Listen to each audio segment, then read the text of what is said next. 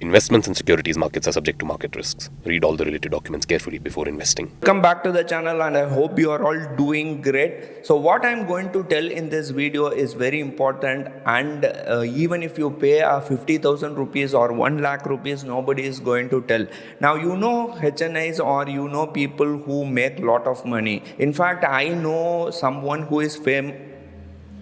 Okay, let's assume Umar is a HNI, and I will give you a real life example of how they make money, how they are having lots of money, and make sure you stream this video fully so that you understand how you can make money without even having 1 rupee money. Okay, so this is going to be very complex, or it is going to be very complicated. I will give you 2 or 3 examples as well so that you can understand how this concept works. Okay, now let's assume Umar is having a property of around 2 crore rupees. Okay, now what Umar is doing is he is going to a banker.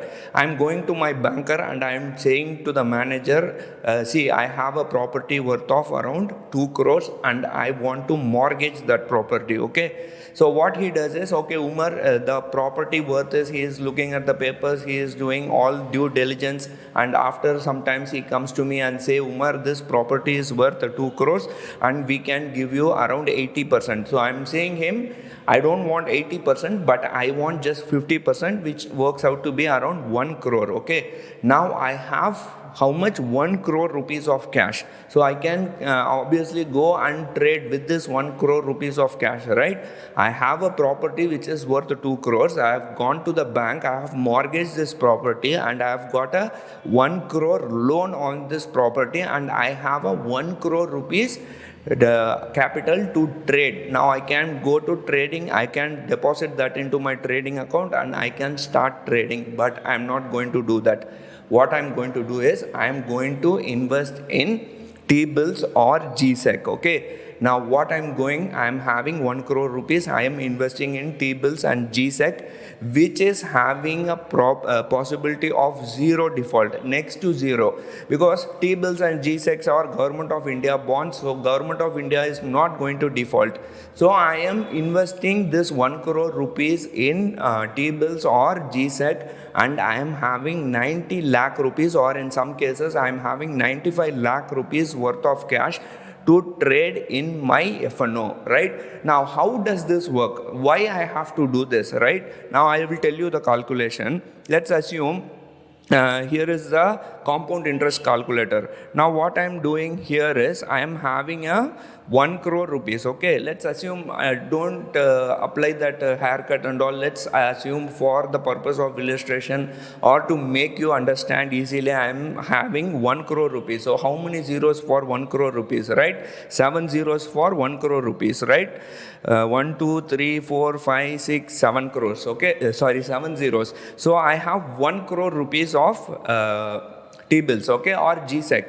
Now I will get on an average of around 7 to 7.5% yearly interest. Okay, I'm going to get how much? 7 to 7.5%. Let's make it average 7.50 interest I'm going to get from my T-bills or GSEC. Okay, now what I'm doing is I am doing this for 10 years. So at the end of 10 years, how much am I going to get is I'm going to get around total interest earned is around 1 crore 11 lakhs 20,646 rupees, right?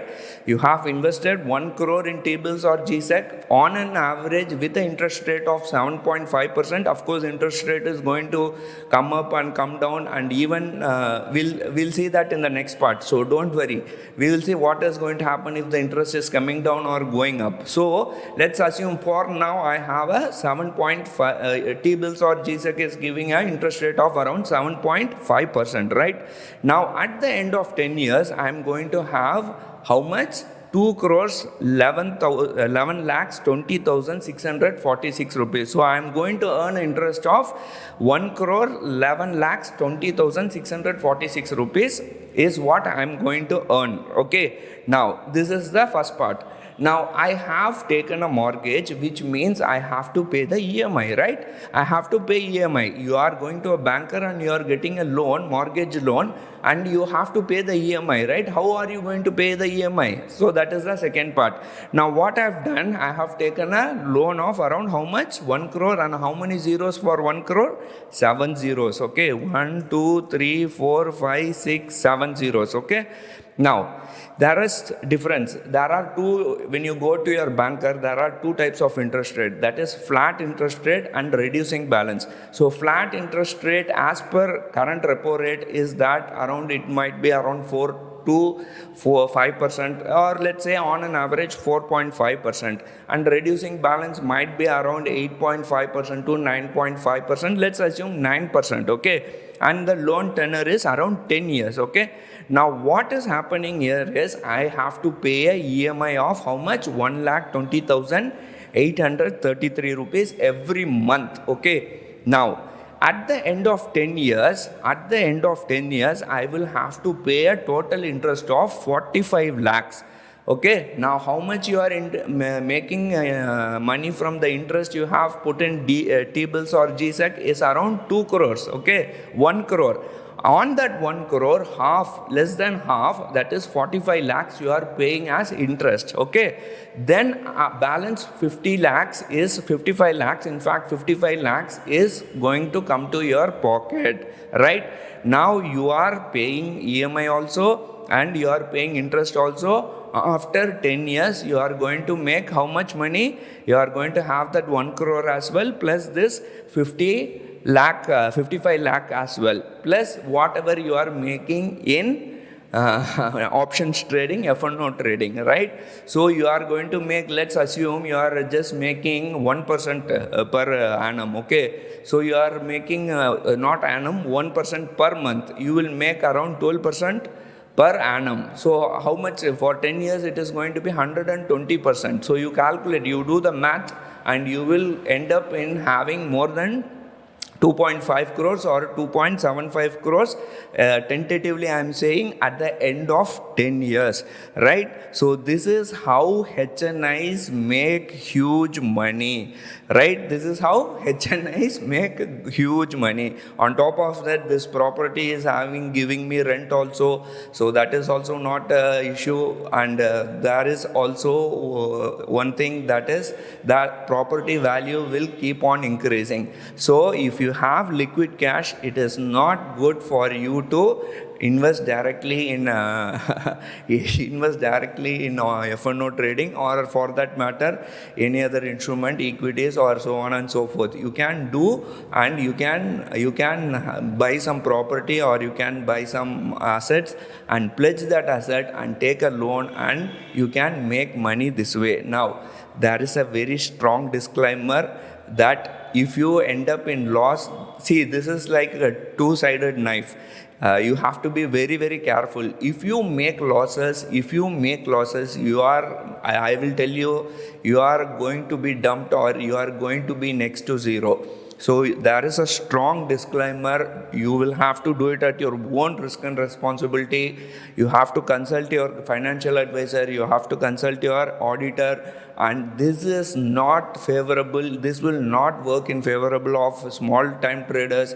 You have to be a HNI. That why I will tell you in few minutes. Okay. So be careful. If you I wouldn't suggest you. I'm sure many people who watch this are retailers, but if you are a retailer and if you want to try these kind of adventures, I would tell you, handle with extreme caution and prejudice, because these kind of complex hedging and collateral things can damage your capital very much.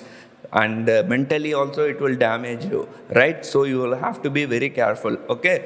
So this is the disclaimer part. So you know how are HNIs making money, and how I also told about disclaimer. Now let's come to the next part. Are you going to make profit every time? 200% sure I can tell you, you will not make profit every time, right?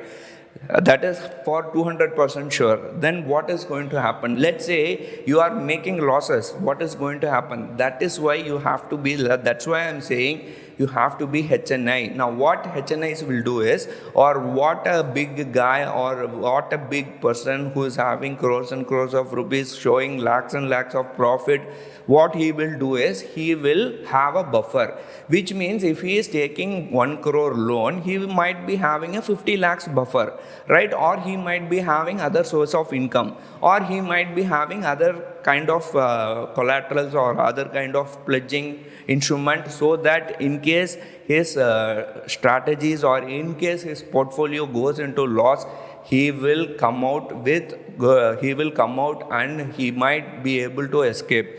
So be very careful. Not only property, I know HNIs who is having huge amount of gold, they will pledge that and they will use that for F&O trading. I know HNIs who are having huge portfolio worth 2 crores, 3 crores, they will pledge it and they will trade in HNI. They will make profit in stocks also, they will make profit in gold also, because gold is appreciating. They will make money in property also, because property is appreciating. They are getting rent and they will they will hedge that property or asset and they will make money in the F&O.